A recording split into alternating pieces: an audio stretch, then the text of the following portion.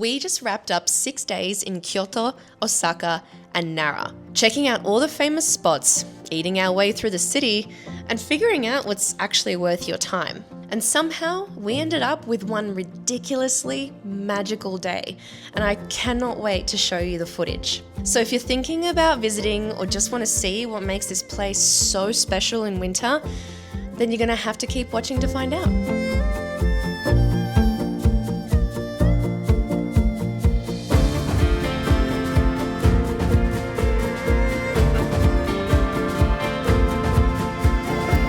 Shinkansen from Joetsu Miyoko, Kanazawa, and now Kanazawa to Tsuruga, and now Tsuruga to Kyoto. All up 3 hours? 3 hours and we're there.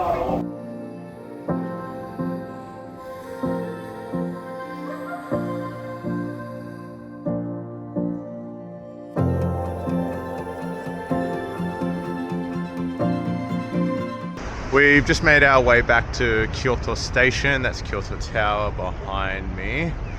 Because we sort of have this morning to kill, we're going to Nara. We're going to butcher all the pronunciations, but we'll try our best. We're going to Nara. We're not going to Nara. For lunch. So we've just got a couple hours to kill. So we came back to Kyoto Station and we're just going to walk around, I suppose, the busiest part and see what we find. We went to Gino yesterday. Gion. That was absolutely stunning. We want to see that by day as well because that was really, really nice at night, but I do want to see it in the sunshine. No real plans for today. We've actually booked a like a 9 to 4 day tour of Kyoto. Yeah, which we don't typically book, but there's a lot to see here and we just wanted, I suppose, less stress of getting around and picking what we wanted to do. So we've just booked a tour and we'll see how that goes, but we've got pretty low expectations of the tour, so hopefully it far surpasses our expectations, but we'll see. Something I love about Japan, see behind me these glass boxes, this is the smoking area. So it's very disrespectful, or I'm not sure if it's illegal, but it's frowned upon to walk around smoking in the street. So they give you designated areas to go in and smoke, which is pretty cool. Before heading to Nara, we quickly popped into our first temple north of Kyoto Station, Higashi Hongonji Temple, one of the largest wooden buildings in the world.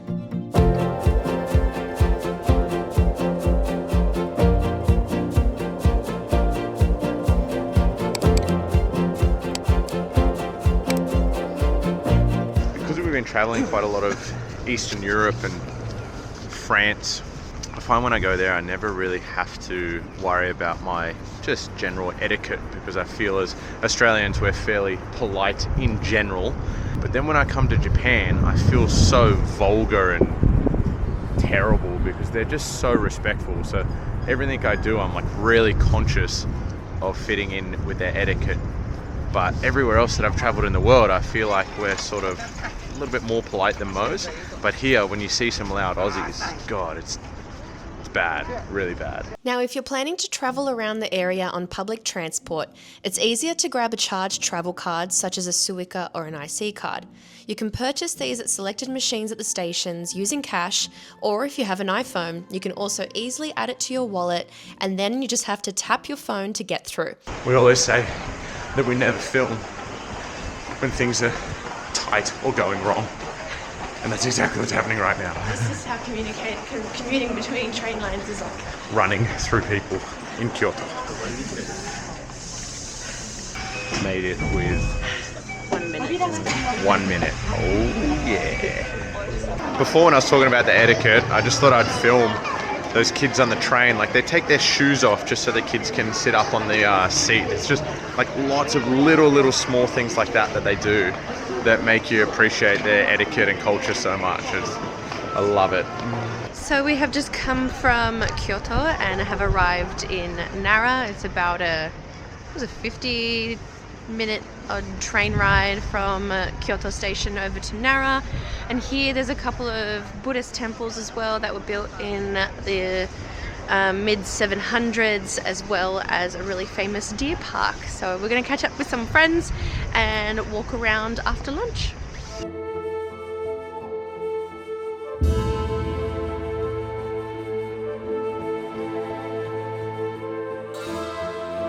Before the temple, you'll come to Nandaimon Gate.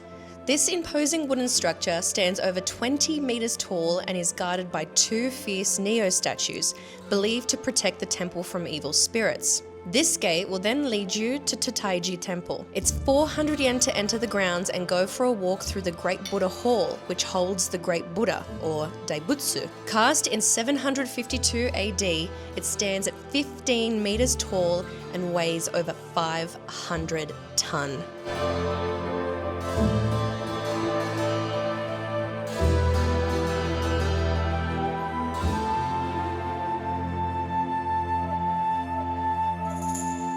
We always say it, but the videos and photos just don't do these places justice. Like, this place is just absolutely massive. The scale of it is insane. I think they built it, I think Tash just said 725, you can fact check that. But it's just absolutely amazing. Definitely a place worth visiting, but beware of the crowds. Lots and lots of people. What are you going to say on the YouTube channel? Hello. That's like it? and subscribe. Like and subscribe, yes. You want to help me out here? Hi. Like and subscribe. Oh, Yeah, she was filming it the whole time. For Ash, Yeah? this is a torii, which is a Japanese gate. It's traditionally... that's a bus. That's a bus? That is a bus. It's a big fucking bus. You have to wait now. Like and subscribe, maybe? You got anything for the channel? Go see.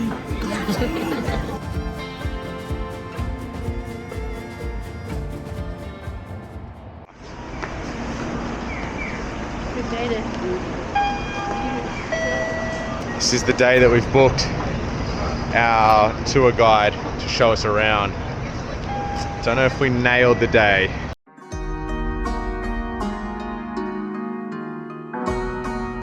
Well, like we just said, we weren't sure if the snow was going to be a blessing or as a curse getting around, but we've been here for 5 minutes and it's definitely a blessing. This is unbelievable. It's crazy magical.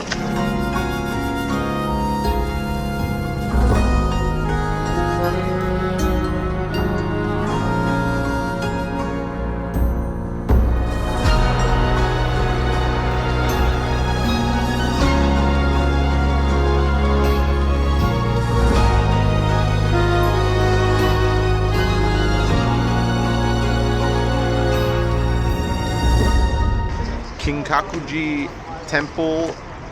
If you get the chance to see it in the snow, do it. That was absolutely stunning. Winter wonderland. Really, really, really beautiful. Obviously it's busy. We're probably going to stop saying that. Everywhere's busy. We're doing the tourist stuff, so you got to expect that. But yeah, in the snow, it was absolutely stunning. Super, super grateful that we got to see it in that setting. Our next stop was the Kiyomizu-dera area, one of Kyoto's most famous spots. This place is a mix of history, culture, and some of the best street food you'll find. A lot of people also dress up in traditional kimonos, which adds to the experience. You can rent one for the day, taking some amazing photos, and really feel like you've stepped back in time. Kiyomizu-dera, which means pure water temple, dates back to 778 and is famous for its massive wooden stage built without a single nail. From here, you get an incredible panoramic view of Kyoto, especially during cherry blossom season. But we think our winter experience was even more magical.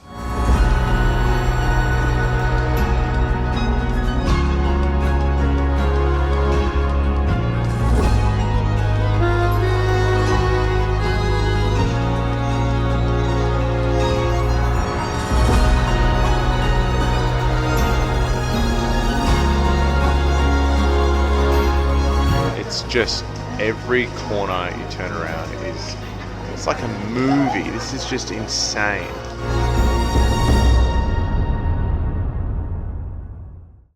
As you can see up there is where we just were with all of that snow coming down, and now it's completely blue sky and the sun's out. So we timed it when we were up there that we had all this snow. It was beautiful, and now our walk out and the blue sky's out. Picked a hell of a day to do this. Very, very happy. Kiyomizu-dera. I'm not sure if that's pronounced right, but incredible. Absolutely incredible. Didn't really know what to expect. Even if I did, it would have far surpassed my expectations. That was amazing. A must-do when you're in Kyoto. Incredible. We then made our way over to Osaka Shrine, taking the scenic route through Ninanzaka and Sananzaka. These historic streets are some of the most charming in Kyoto, lined with traditional wooden buildings, cute cafes, and shops selling everything you'd want to buy as a tourist visiting Japan.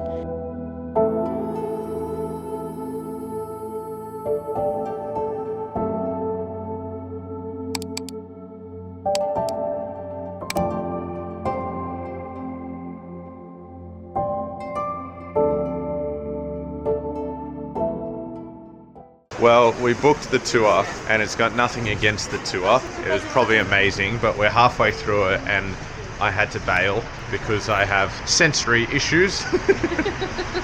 And sitting on the bus with a group of people is just not for me. So we got halfway through and we called them and we said we're doing our own thing and we're not coming back. But that's not to say the tour wouldn't have been great. It was convenient to get from place to place efficiently. So if you want a day of just seeing the major sites of Kyoto, like the temples, the bus was really convenient for that, especially because it was snowing so heavily today. It would have been a punish to try and walk and public transport that. Yeah. But it was really convenient from temple to temple. But because we're based in the Kyoto area with our hotel, we decided that we're basically near our hotel, we're just going to walk back. To all my other autistic, ADHD and sensory sensitive people, no tours. Okay, today for lunch we are going to Nishiki Markets. I'm not sure how to pronounce it. We're just going to walk there from the hotel. This is where we're staying. I think I've said it once before. Super convenient spot. Not sponsored, but great spot to stay in Kyoto. So we're just going to walk through the markets and get a bunch of finger food, some yakitori, some sushi. They do some sweet potato stuff. And then also last night, directly across from our place, this little restaurant here has probably the nicest Japanese people we've ever met in our lives. So I think Tash will put the name of that restaurant up on the screen, but definitely go there. AO. AO? AO. Oh, there you go. AO. Stay at this hotel, eat at that restaurant, do everything we did because we are loving Kyoto.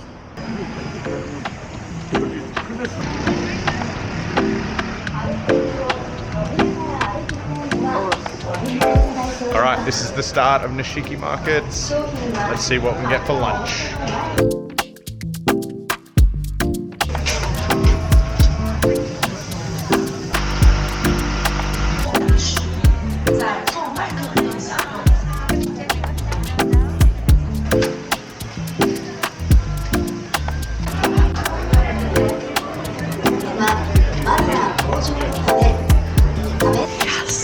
What do we got?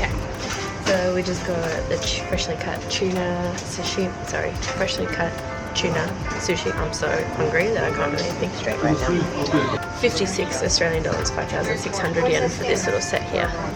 Tuna, chopped tuna, fatty tuna, fattiest tuna. That was actually sensational. The fatty was my favorite. In between, the fattiest one was a little bit like stringy, but both tunas were delicious.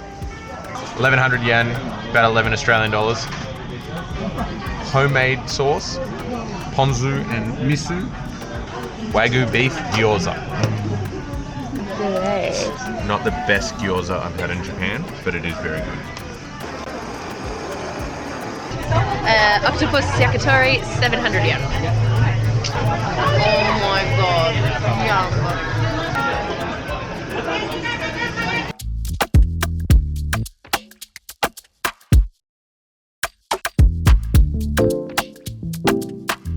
The takoyaki, 600 yen.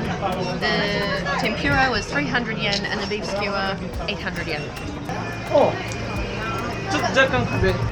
That is the Nishiki Markets done. If you are up for like a really high energy, busy, fun sort of place vibe to have lunch, it's definitely the way to go. Fun outing? It was great. It was really, really fun. Fast food, so if you are hungry, you will get fed quicker than a restaurant.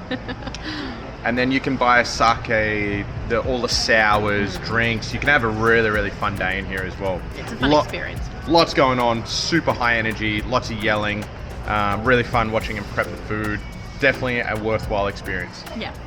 So one of my favorite traditions, no, what is it? No favorite traditions. Etiquette. Really cool cultural etiquette here in Japan is that no one walks and eats. So you'll never see people walking and eating. When you order something, you walk out at the front, you stand there, you eat it, you enjoy yourself, finish it, and then you continue on. We then made our way over to Fushimi Inari Shrine, one of Japan's most recognizable spots. If you've ever seen photos of endless red torii gates winding through a forest, this is the place. This shrine is dedicated to Inari, the Shinto god of rice, business, and prosperity. Fushimi Inari has over 10,000 torii gates, which creates this unreal tunnel effect as you walk through. Each one is donated by individuals or businesses hoping for good fortune. The bigger the gate, the bigger the donation. Plus, a little hot tip, you'll need a decent amount of climbing time here, so keep that in mind when planning your day.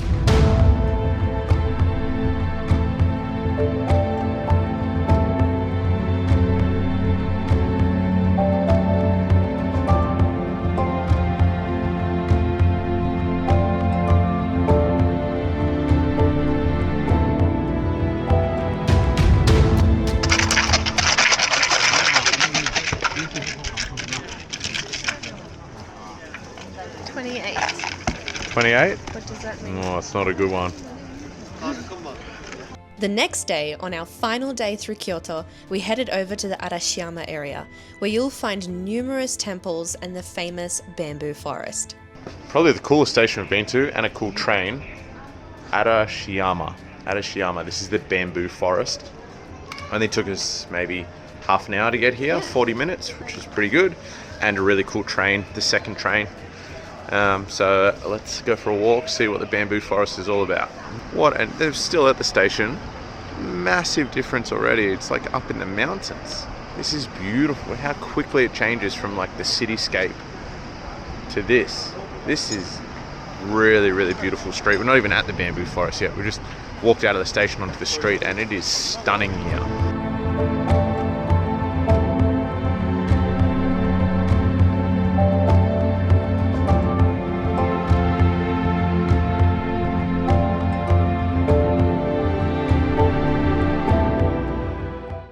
As stunning and beautiful as this walk is, it was incredibly crowded.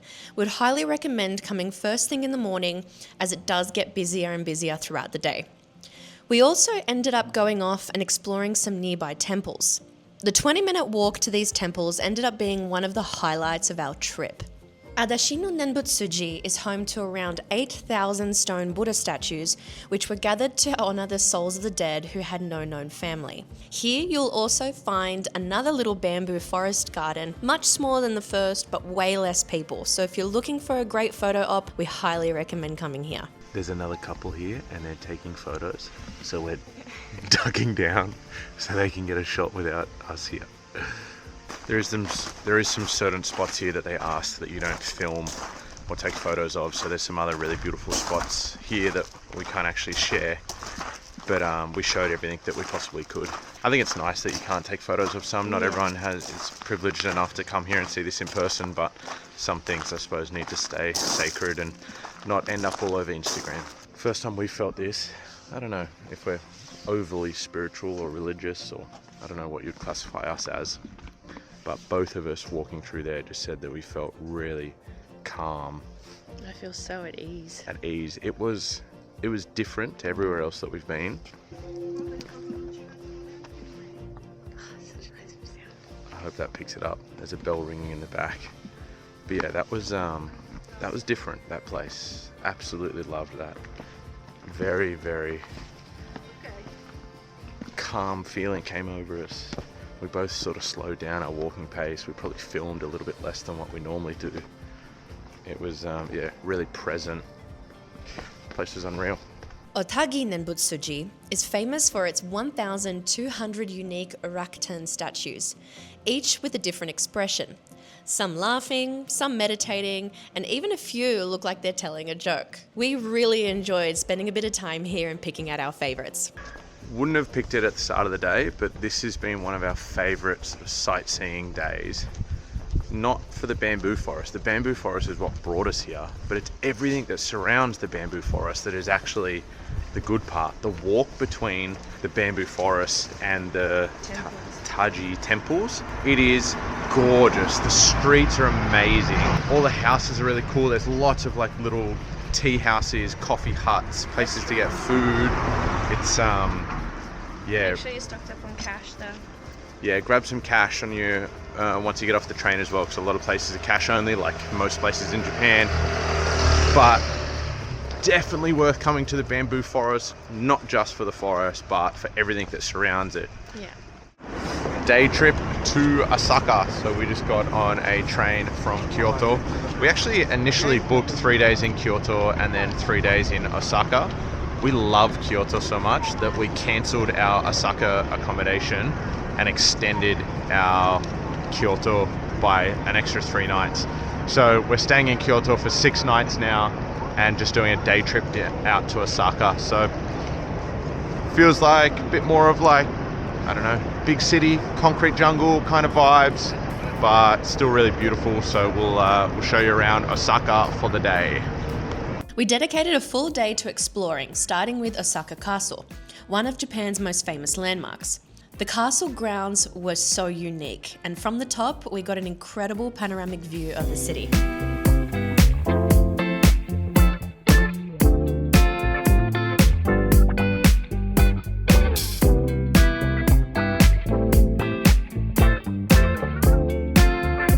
If you've ever wondered how they move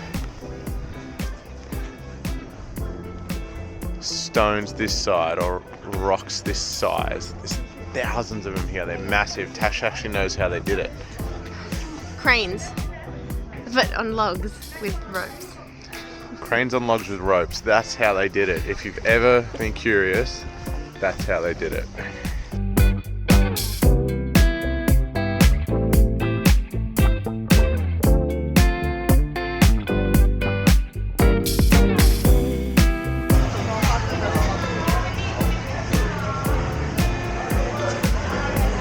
Godzilla crab.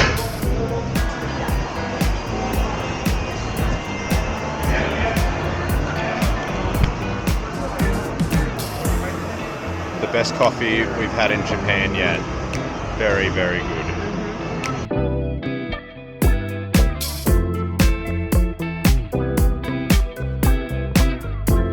Just filming that guy prep that fish and he poured that bucket of water all over my leg.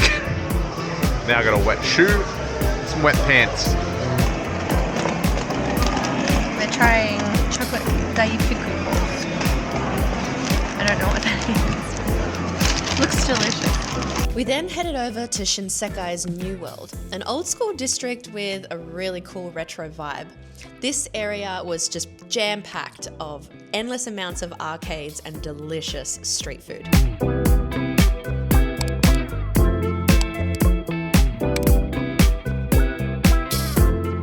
We then finished our exploration of Osaka at the Dotonbori, the heart of Osaka's food and nightlife scene. Massive billboards, flashing lights, heaps of shops, and we had to grab a photo with the iconic Glico Running Man sign. Tash has become obsessed with finding all the different flavors of Kit Kats in Japan. I don't even know what flavor this one is. It looks like crepe or pancake or something. Brownie strawberry. We stop at every shop that sells Kit Kat and we go through every flavor. Look at this one. Here we go. Ume sake. It's Japanese sake Kit Kats. And off she goes to purchase another Kit Kat flavor. Now it was time to head back to a very special place. In 2018, we bought a ski lodge in Myoko, Japan, and this will be the first ever time we'll be sharing this truly amazing location with you. So make sure you hit subscribe and follow along, as our whole next episode will all be at Ikigai Lodge.